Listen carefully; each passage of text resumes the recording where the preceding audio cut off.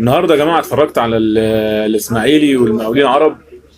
وكعاده الدوري المصري في الفتره الاخيره دي الماتش وقف برضه اكتر من 20 دقيقه زي ماتش انبي فيوتشر كده، ومعترضين على الجون ولا مش جون.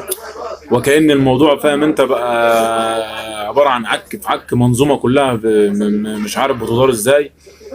كل واحد عايز يعمل شغله التاني. الحكم المفروض حكم يا جدعان، واللاعب لاعب، والاداري اداري. مش كل واحد مش معقول التدخل الغير طبيعي في قرارات الحكام، رغم ان في فارات يعني وفي دنيا. على الجانب الاخر بقى من الناحيه الاخرى من العالم تتفرج على اشبيليه و في نهائي الدوري الاوروبي، روما واشبيليه. كوره يا جماعه، الناس دي بتستمتع اقسم بالله. احنا الكوره، احنا المفروض الكوره عندنا هنا في الوطن العربي المفروض نستمتع.